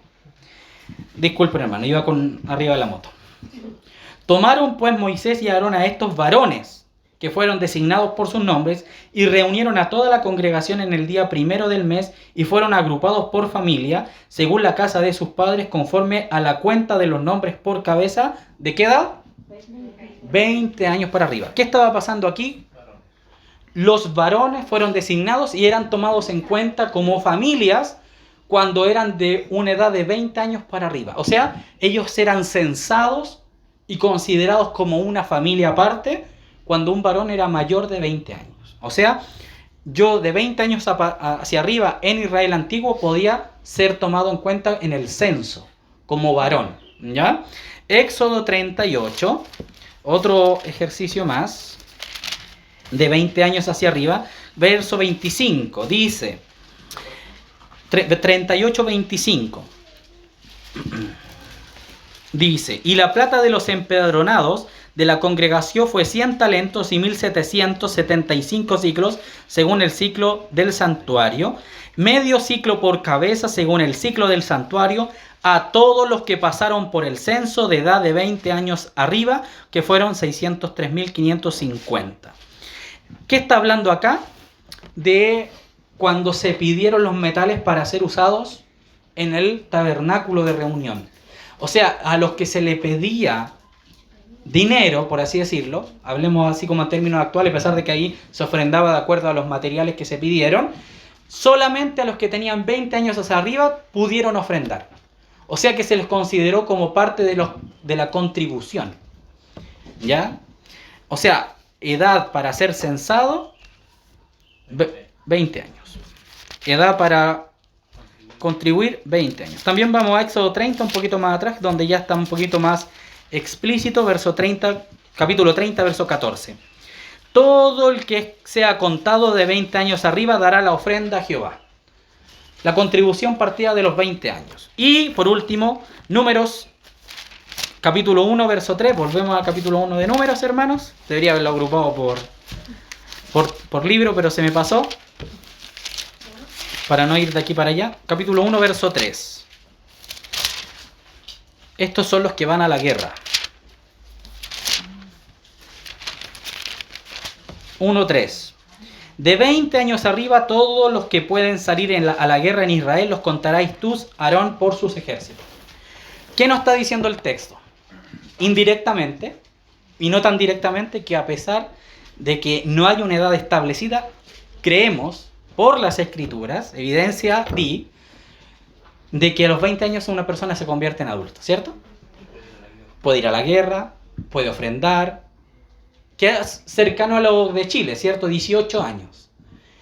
Acá todavía como que a los 18 falta ahí que dé más color la fruta, pero bueno, ¿cierto? Entonces, ¿por qué Salomón? Perdón, volvemos al rey Salomón, ¿ya? Rebobinamos en la mente. Volvamos al texto. David se demoró en ejercer y decir que Salomón iba a heredar el trono y creó ese problema con Adonías porque era muy joven, tenía alrededor de 15 años. Entonces tuvieron que pasar algunos años para que David dijera, oye, no puede heredar el trono una persona que nunca ha trabajado, una persona que no da ofrenda, una persona que no puede ir a la guerra. Porque como una persona que no va a la guerra le va a decir a un grupo de personas vayan a morir por mí. Porque David iba a la guerra con el ejército. Entonces, Finalmente el rey iba a la guerra con ellos. exactamente. Entonces, ¿cómo un niño iba a estar diciendo ya vamos a la guerra en un caballo? Es como extraño, iría en contra de la palabra de Dios. Entonces David tenía mucho cuidado, incluso estaban estos problemas que se habían levantado y por eso David se demoró un poquito en poner a Salomón en el trono. Primera de Reyes, ahora entramos en el texto. Segunda tarjeta. Primera de Reyes, capítulo 3. Y vamos a ir en cada capítulo, desde el 3 hasta el 11, vamos a ir viendo el desarrollo tipológico de Salomón con respecto a su conocimiento y su relación con Dios. ¿Ya? Y ahí terminamos. Así que ánimo, hermanitos. No se distraigan. Dice así, capítulo 3, versos 5 al 15. Y se le apareció Jehová a Salomón en Gabaón una noche en sueños, y le dijo Dios, pide lo que quieras que yo te dé. Y Salomón dijo, tú hiciste gran misericordia a tu siervo David mi padre, porque él anduvo delante de ti en verdad, en justicia y con rectitud, de corazón para contigo. Y tú le has reservado esta tu gran misericordia, en que le diste hijo que se sentase en su trono, como sucede en este día.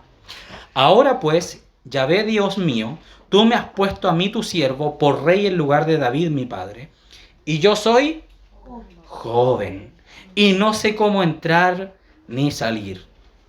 Y tu siervo está en medio de tu pueblo, al cual tú escogiste, un pueblo grande que no se puede contar ni numerar por su multitud.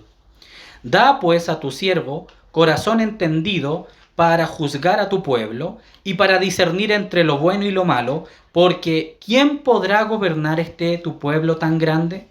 Y le dijo Dios. 10. Y agradó delante del Señor que Salomón pidiese esto. Y le dijo Dios, porque has demandado esto, y no pediste para ti muchos días, ni pediste para ti riquezas, ni pediste la vida de tus enemigos, sino que demandaste para ti inteligencia para oír juicio, he aquí lo he hecho conforme a tus palabras, he aquí que te he dado corazón sabio y entendido, tanto que no ha habido antes de ti otro como tú, ni después de ti se levantará otro como tú. Y aún también te he dado las cosas que no pediste, riquezas y gloria, de tal manera que entre los reyes ninguno haya como tú en todos tus días. Y si anduvieses en mis caminos guardando mis estatutos y mis mandamientos, como anduvo David tu padre, yo alargaré tus días. Cuando Salomón despertó, vio que era sueño, y vino a Jerusalén, y se presentó delante del arca del pacto de Yahvé, y sacrificó holocaustos, y ofreció sacrificios de paz, e hizo también banquete a todos sus siervos. ¿Cómo comienza su reinado Salomón? Orando al Dios.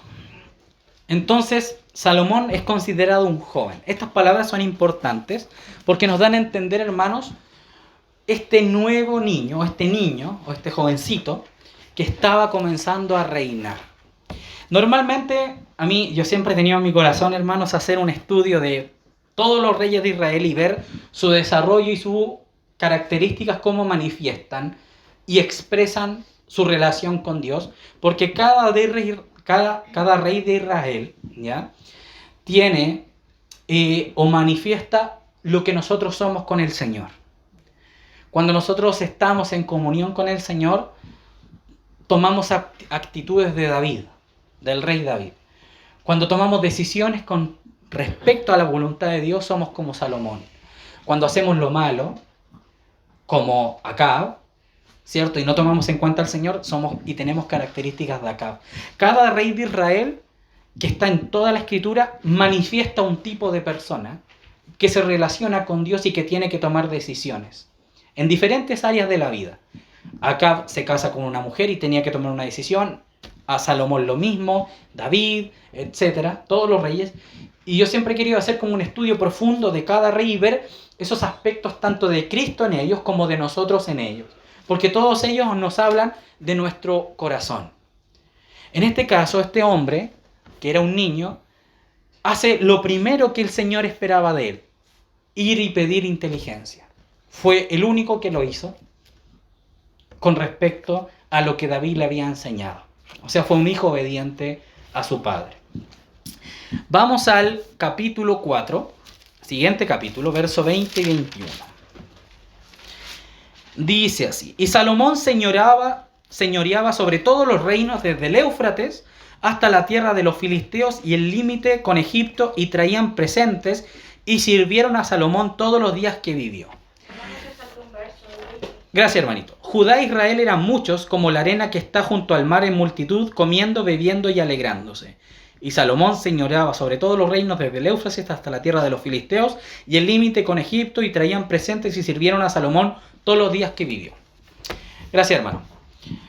Este verso es importante porque nos muestra cómo Salomón vivió su reinado. No hubo guerra en su tiempo. ¿Por qué? Porque él fue un rey que estaba en comunión con Dios. Mientras él estuvo en comunión con Dios, él tuvo paz en su vida. Nosotros también, hermanos, cuando tenemos comunión con el Señor, vamos a tener a raya a nuestros enemigos, que eran los enemigos que leíamos, tanto los externos como los internos.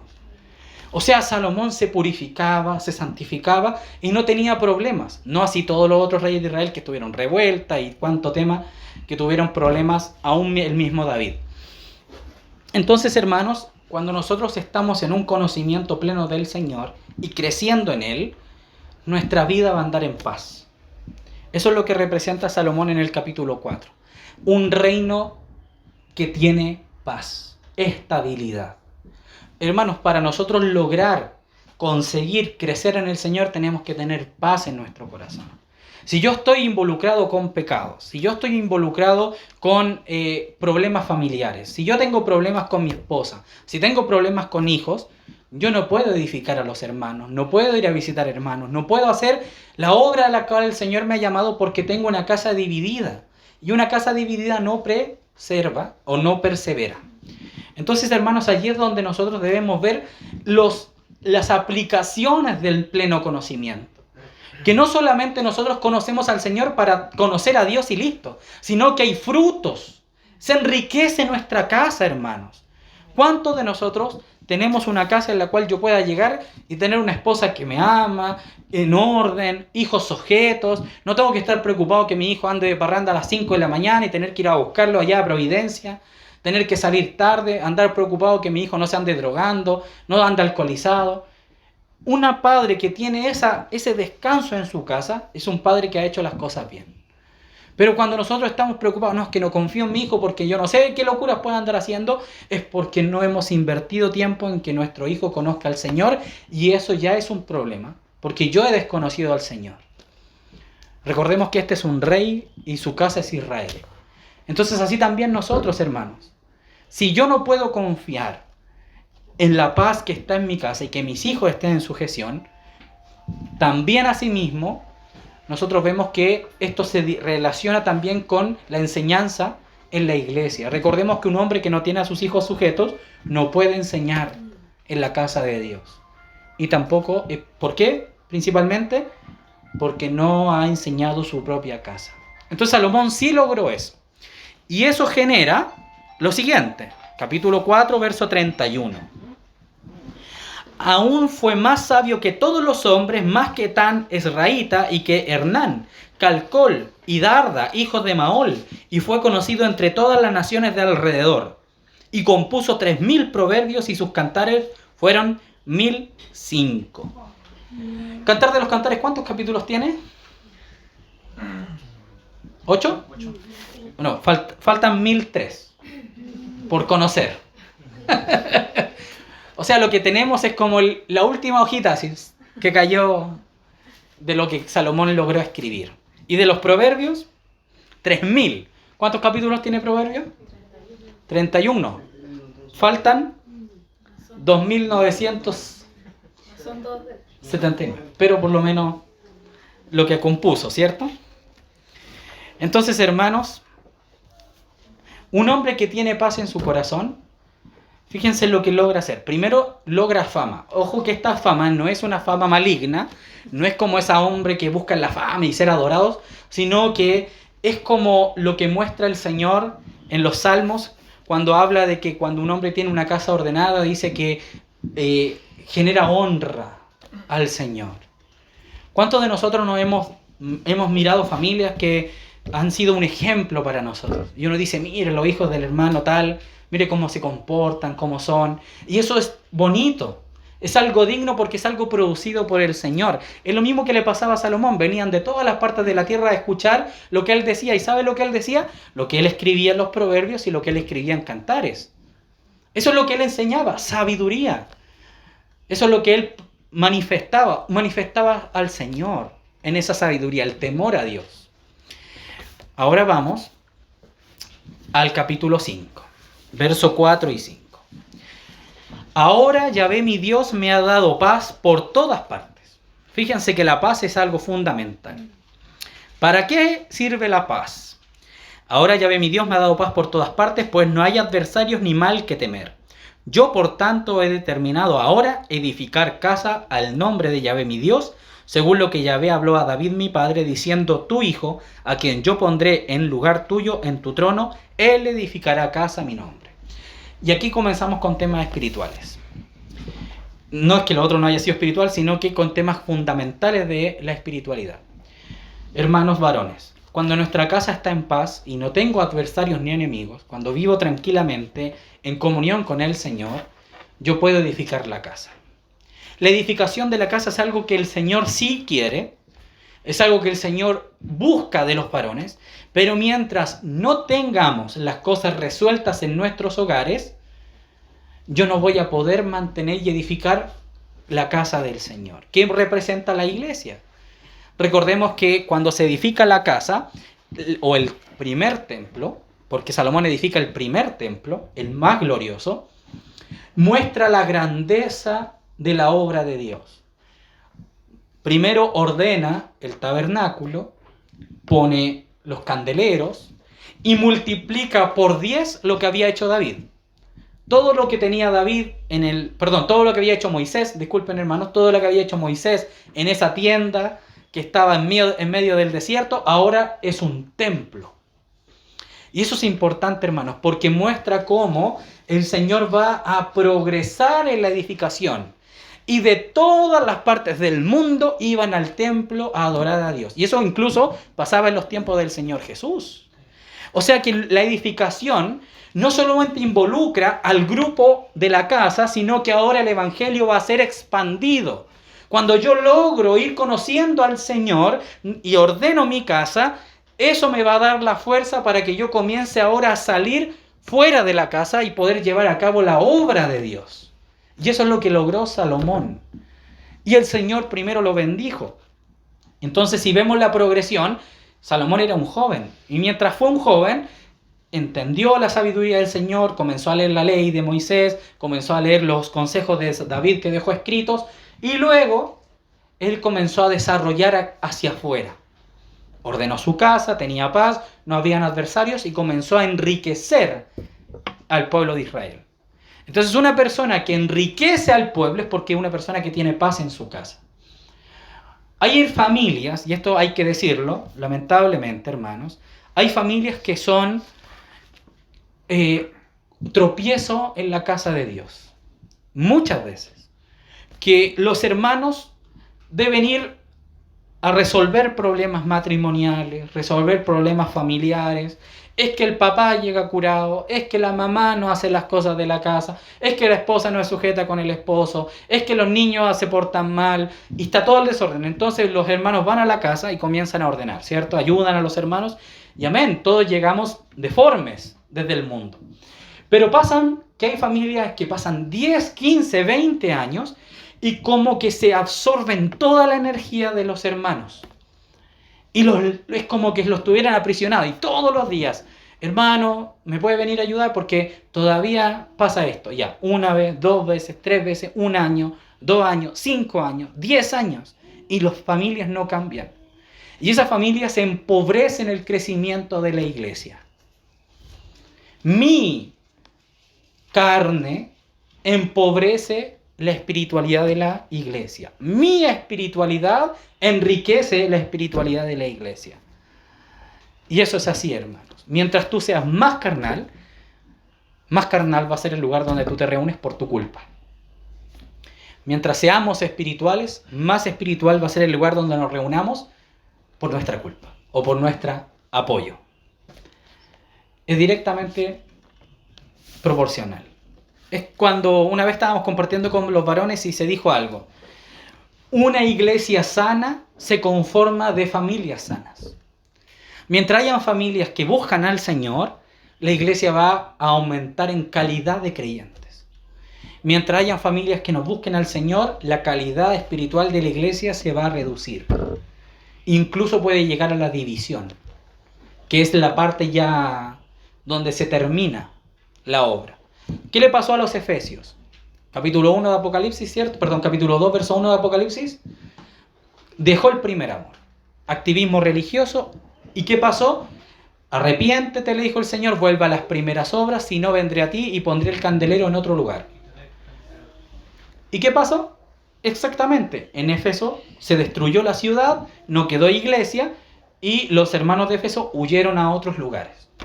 Y terminó el testimonio de la iglesia en esa ciudad. Y lo mismo podemos reducirlo, eso es a lo macro, ¿cierto? A la ciudad. Ahora, dentro de Peñaflor o dentro de Maipú. Dentro de Maipú hay casas que alumbran, como en Gosén. ¿Se acuerdan de Gosén? Cuando había luz en Gosén y todos los otros lugares estaban en tinieblas. ¿Qué pasa si Gosén hubiera entrado en ir en contra del Señor? Hubiera estado en tinieblas y no hubiera habido testimonio en esa casa. Es como que en la calle, el Guanaco, ¿cierto? El Señor dijera, en la parcela tal se reúnen los hermanos. Hay un testimonio de Dios allí. Tal vez hay 2 o 3 familias.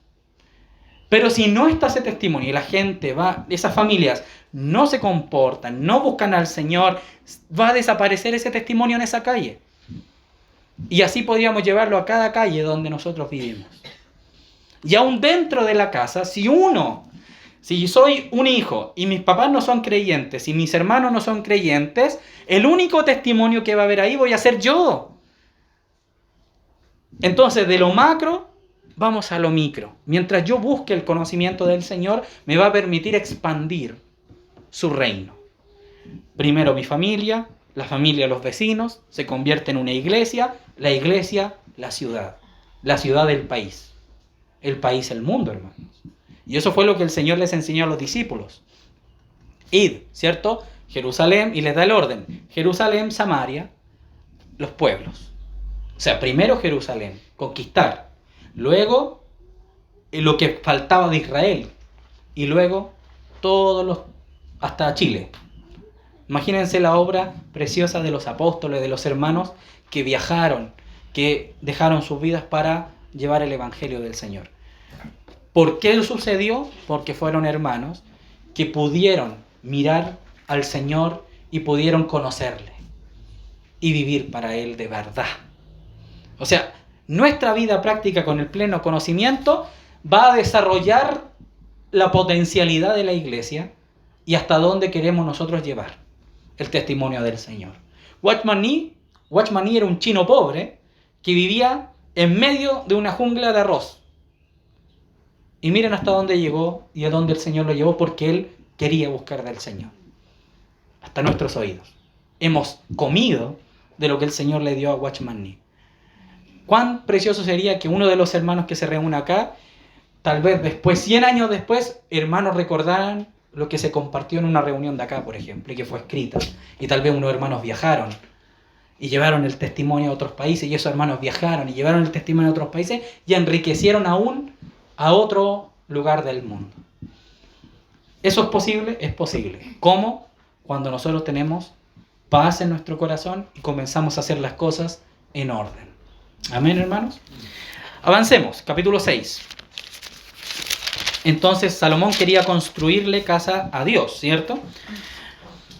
Capítulo 6, verso 11 al 13. Y vino palabra de Yahvé a Salomón diciendo: con relación a esta casa que tú edificas, si anduvieres en mis estatutos, e hicieres mis decretos, y guardares todos mis mandamientos andando en ellos, yo cumpliré contigo mi palabra que hablé a David tu padre, y habitaré en ella en medio de los hijos de Israel, y no dejaré a mi pueblo Israel. ¿De quién dependía? De Salomón. Tremenda responsabilidad, hermanos. Que el pueblo tuviera al Señor en medio de ellos dependía de Salomón, si andaba en los estatutos. Y esa es la responsabilidad del varón en la casa. Que la familia ande bien, espiritualmente, va a depender en un gran porcentaje que el varón haga su trabajo. Y si no está el varón, la hermana. Y si no está la hermana, los jóvenes. Entonces, hermanos, todos tenemos responsabilidad. Y por eso es necesario que nosotros, hermanos, los varones, hagamos obra de evangelista en nuestra casa, obra de pastor, obra de apóstol, obra de profeta, de maestro, con los nuestros. Y de allí el Señor rescata, ¿cierto? Da, y luego ya ahora ya no habla solamente a la casa, sino que ahora también a los hermanos. Y después el Señor lo puede mandar a otros lugares. Y así es como los apóstoles fueron caminando con el Señor también.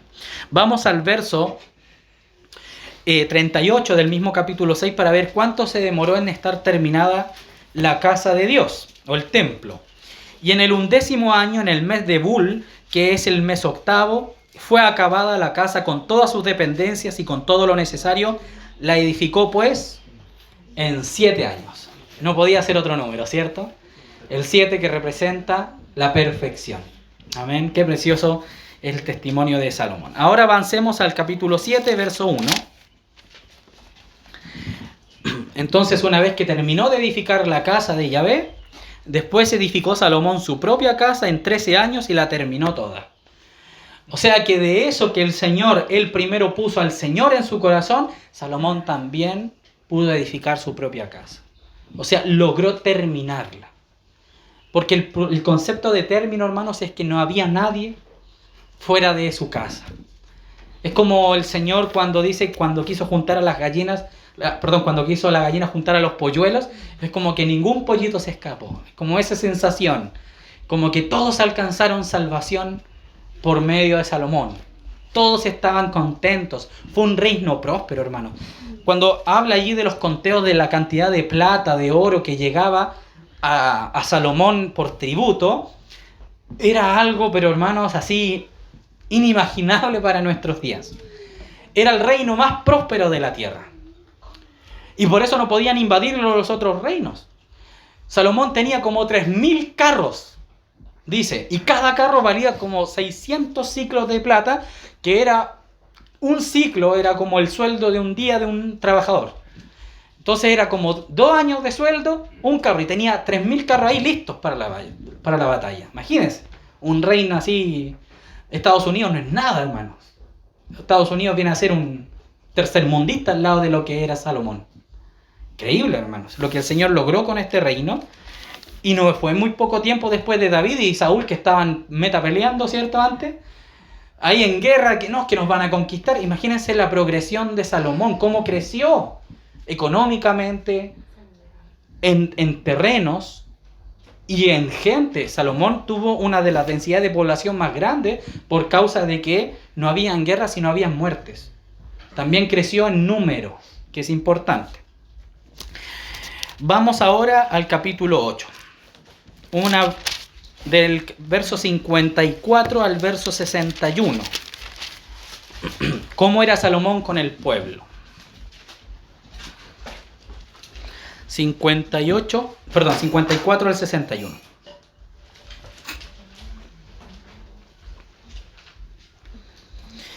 Cuando acabó Salomón de hacer a Yahvé toda esta oración y súplica, se levantó de estar de rodillas delante del altar de Yahvé con sus manos extendidas al cielo. Y puesto en pie bendijo a toda la congregación de Israel diciendo en voz alta: Bendito sea Yahvé que ha dado paz a su pueblo Israel, conforme a todo lo que él había dicho, ninguna palabra de todas sus promesas que expresó por Moisés su siervo ha faltado. Esté con nosotros Yahvé nuestro Dios como estuvo con nuestros padres y no nos desampare ni nos deje. Incline nuestro corazón hacia Él para que andemos en todos sus caminos y guardemos sus mandamientos y sus estatutos y sus decretos, los cuales mandó a nuestros padres. Y estas mis palabras con que he orado delante de Yahvé estén cerca de Yahvé nuestro Dios de día y de noche para que Él proteja la causa de su siervo y de su pueblo Israel cada cosa en su tiempo, a fin que todos los pueblos de la tierra sepan que Yahvé es Dios y que no hay otro. Sea pues perfecto vuestro corazón para con Yahvé nuestro Dios, andando en sus estatutos y guardando sus mandamientos como en el día de hoy. Fíjense que la oración o la proclama de Salomón al pueblo era que él quería que todo el mundo conociera al Señor. ¡Qué precioso, hermanos! El Señor estaba ligado directamente proporcional a lo que leímos al principio, que todos los hombres vengan al conocimiento del Hijo de Dios, al pleno conocimiento. Entonces Salomón estaba perfectamente alineado con el Señor. Miren qué precioso. Pidió sabiduría. David oró por él para que tuviera sabiduría, en los capítulos 1 y 2. Después tiene a sus enemigos a raya. Todo lo que leímos de la epignosis en el griego, en el Nuevo Testamento, Salomón lo fue desarrollando en toda su vida. Y por eso se le considera el hombre más sabio de la tierra, porque él vivió constantemente en un pleno conocimiento con el Señor. ¿Se fijan la diferencia? Él no buscaba sabiduría para ser inteligente y ser mejor que el otro. Él buscaba sabiduría para agradar a Dios. Entonces a veces nosotros cometemos el error, hermanos, de que queremos buscar en las Escrituras cosas para ser mejores que los demás o competir con otras iglesias o incluso algunos para poder tener que decir al respecto de Dios. Pero no buscamos las Escrituras para agradar a Dios. Entonces nuestro problema es que no tenemos pleno conocimiento, porque el pleno conocimiento se relaciona con cuánto amamos a Dios.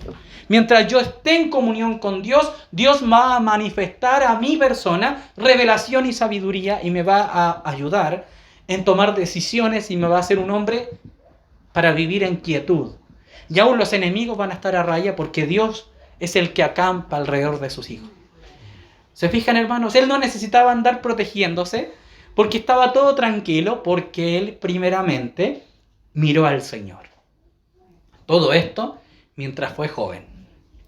Pero lamentablemente llega capítulo 9. Perdón, no es malo. El 11 es el malo, ¿ya? 9. 9 del 1 al 9. Cuando Salomón hubo acabado la obra de la casa de Yahvé y la casa real y todo lo que Salomón quiso hacer, Yahvé apareció a Salomón la segunda vez como le había aparecido en Gabaón. Y le dijo Yahvé: yo he oído tu oración y tu ruego que has hecho en mi presencia. Yo he santificado esta casa que tú has edificado para poner mi nombre en ella para siempre. Y en ella estarán mis ojos y mi corazón todos los días. Si tú anduvieres delante de mí como anduvo David tu padre, en integridad de corazón y en equidad, haciendo todas las cosas que yo te he mandado y guardando mis estatutos y mis decretos, yo afirmaré el trono de tu reino sobre Israel para siempre. Como hablé a David tu padre diciendo: no faltará varón de tu descendencia en el trono de Israel. Mas si obstinadamente os apartaréis de mí, vosotros y vuestros hijos, si no guardareis mis mandamientos y mis estatutos que yo he puesto delante de vosotros, sino que fuereis y sirviereis a dioses ajenos y los adorareis, yo cortaré a Israel de sobre la faz de la tierra que les he entregado, y esta casa que he santificado a mi nombre, yo la echaré de delante de mí, e Israel será por proverbio y refrán a todos los pueblos.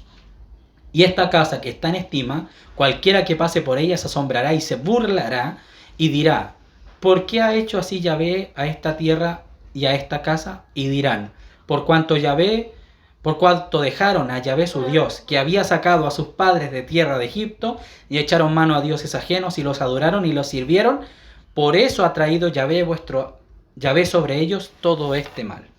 ¿Qué quiere decir esto? Que esta es una continuidad de relación con el Señor. Nosotros no podemos pretender, queridos hermanos, no nos distraigamos, estamos al último. Nosotros no podemos pretender tener una vida llena de conocimiento del Señor y después al último abandonar. es como en el remate, donde en la parte más crucial nos apartamos del Señor y viene destrucción a nuestra casa. Entonces nosotros dependemos del Señor. Recordemos lo que el Señor dijo en Juan 15. Separados de mí, nada podéis hacer. ¿Cierto? Ese es el verso clave en el verso 17. Capítulo 15, verso 1 dice: yo soy la vid verdadera, vosotros sois los pámpanos.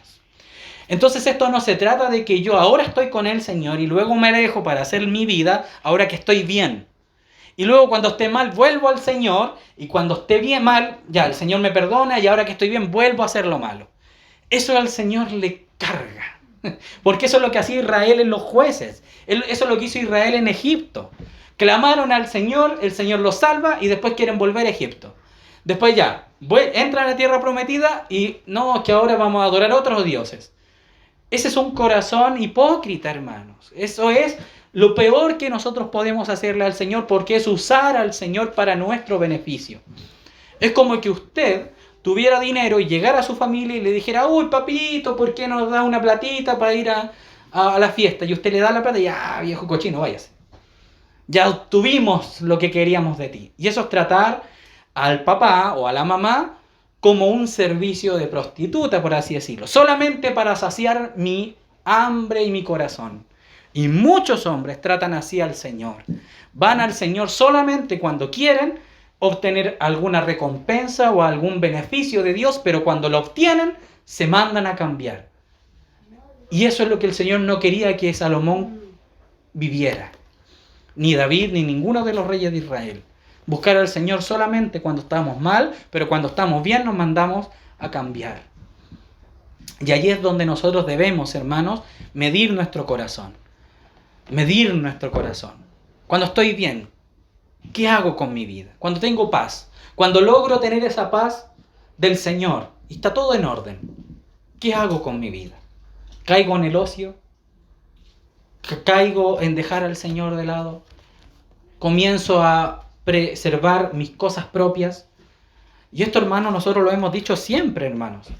Constantemente lo hemos compartido a la casa del Señor, que es la parte más difícil, mantenerse conectado al Señor. Cuando uno está mal, es fácil estar delante del Señor, ¿o no? Porque estamos mal, entonces hay que clamar: Señor, ayúdanos, porque estamos desesperados. Pero cuando estamos bien, como que no hay motivos para clamar al Señor. Y allí es donde viene el lazo del cazador. Y allí es donde tenemos que evaluar nuestra vida. Señor, ¿me estoy apartando de ti ahora que está todo bien? Si el Señor concede familia, casa, auto y todo, ya, y tengo mis cosas, ¿qué hago ahora? ¿Qué hizo Salomón? Comenzó a expandir el reino. Entonces, hermanos, cuidado cuando estemos bien y dejemos al Señor de lado. Y que solamente lo busquemos cuando estamos mal, pero cuando estamos bien, si te he visto no me acuerdo. Porque eso es un pecado aborrecible delante del Señor y es lo que le pasó a Salomón. Capítulo 11. Verso 4 al 14. Con esto ya estamos finalizando, hermanos. Capítulo 11, verso 4. Y cuando Salomón era ya viejo, frase súper importante, hermanos. Cuando Salomón era ya viejo, sus mujeres inclinaron su corazón tras dioses ajenos. Y su corazón no era perfecto con Yahvé su Dios, como el corazón de su padre David. Porque Salomón siguió a Astoret, diosa de los sidonios, a Milcom, ídolo abominable de los amonitas, e hizo Salomón lo malo ante los ojos de Yahvé, y no siguió cumplidamente a Yahvé como David su padre. Y entonces edificó Salomón un lugar alto a Quemos, ídolo abominable de Moab, en el monte que está enfrente de Jerusalén, y a Moloc, ídolo abominable a los hijos de Amón. Hizo así para todas sus mujeres extranjeras, las cuales quemaban incienso y ofrecían sacrificios a sus dioses, y se enojó Yahvé contra Salomón, por cuanto su corazón se había apartado de Yahvé Dios de Israel, que se le había aparecido 2 veces. Qué terrible, hermanos. Siendo que cuando estaba niño hizo todo bien, y fíjense en la frase con la que comenzamos a leer: y cuando Salomón envejeció. Esta frase es importante, hermanos, porque el viejo hombre es el que trae la carne a nuestra vida cotidiana. Nosotros, cuando estamos en Adán, cuando estamos envejecidos en Adán, somos hombres idólatras. Sacrificamos a los ídolos y todo el tema, ¿cierto? Pecamos y vamos en contra del Señor. Pero recordemos 2 Corintios capítulo 5, versos 16 y 17. Ya no le conocemos así al Señor, ¿cierto? Y después el verso 17, por tanto, el que está en Cristo, nueva criatura es. ¿Se acuerdan de la nueva nacimiento? Entonces el nuevo hombre que manifiesta Salomón en su juventud hizo todo bien. Pero cuando se envejeció, que ese corresponde con Adán, cuando cayó en la carne, es como que se hubiese envejecido y comenzó a hacer obras idólatras, arrastrado por las mujeres. Cayó en la tentación de las mujeres. Salomón tenía miles de mujeres, particularmente están ahí en el capítulo 11, versos iniciales, en el verso 3, y tuvo 700 mujeres reinas y 300 concubinas, y sus mujeres desviaron su corazón. Entonces el amor que él tenía para con Dios se lo robó o se lo entregó él voluntariamente a sus mujeres. Entonces sus mujeres pasaron a tomar el primer lugar y el Señor el último lugar. Entonces, hermanos, cuidado, porque siendo nosotros heraldo para algunos, no vengamos a nacer nosotros condenados en la condenación que nosotros mismos hemos predicado. ¿Cuántos pastores famosos han empezado bien y han tenido ministerios preciosos y han terminado avergonzados y burlados? Y ojo que después, cuando el Señor juzga a Salomón por ese pecado, porque lo juzga, le dice, por amor a David tu padre, yo no voy a hacer que tú veas lo que va a pasar con Israel. Pero el hijo, Jeroboam, el hijo de Salomón, Roboam fue el hijo directo de Salomón, y había un muchacho por ahí que se llamaba Jeroboam, que fueron los que dividieron el reino, y ese fue el juicio para Salomón. O sea, de estar en la plenitud, así, el reino más maravilloso de la tierra, pasó a ser el peor de todos. De la noche a la mañana, hermanos. No son las cosas que podemos adquirir, no son las cosas que el Señor nos pueda bendecir por ser obedientes a Él. A veces, hermanos, nosotros caemos en algún tipo de desviación del corazón con respecto al conocimiento de Dios. Cuando nosotros tenemos conocimiento del Señor, el 99% de las cosas que el Señor nos dice son prácticas. Cuando nosotros caminamos por ellas, hermano, usted es enriquecido en todas las áreas. Usted tiene paz en su casa, tiene las cosas en orden, se enriquece también económicamente porque no anda gastando la plata ni en trago, ni en droga, ni en comida, ni dándola a gente que se la roba. Entonces usted va a prosperar. Y usted va a lograr tener su casita, su autito, sus cosas, sus hijos, todo bien. Pero ¿qué pasa? Eso genera muchas veces soberbia en el corazón. Y ahí es donde fallamos. Cuando alcanzamos cierta estabilidad, es donde viene la caída. Entonces el Señor no quiere que nuestra estabilidad la utilicemos para nosotros y decir, oh, lo que conseguí. No, hermanos, debemos seguir avanzando para ahora ayudar a otros. Si tengo estabilidad en mi casa, entonces yo ahora voy de lo que aprendí del Señor y voy y se lo muestro a otros hermanos. Ayudo a la iglesia. Soy parte de los hermanos que empujan la obra de Dios y no los de los que la retienen. Soy parte de los que hacen la obra, no de los que la dividen. Entonces, hermanos, el conocimiento pleno, esto fue una introducción, hermanos, tipológicamente hablando en la vida de Salomón, porque todavía no vemos lo que es el pleno conocimiento en sí, ¿ya? Esto es solamente las características tipologizadas en un hombre. Eso fue el compartir de hoy día. Entonces, hermanos, nosotros podemos ver que cuando caminamos en el camino del Señor, es un camino precioso. Es un camino precioso, hermanos. El Señor abre puertas, me desarrollo como persona, mirando al Señor. Pero también está la opción de no hacer la obra del Señor y yo comienzo por las consecuencias de las decisiones, comienzo a arruinarme. Entonces, hermanos, que el Señor nos ayude a tener su conocimiento como el tesoro más grande. Porque Salomón no fue nada sin el conocimiento del Señor y lo tuvo todo cuando estuvo en comunión con el Señor. Cuando perdió la comunión, lo perdió todo. Así también nosotros. Si perdemos la comunión con el Señor, lo vamos a perder todo, hermanos. Oremos al Señor, hermanos.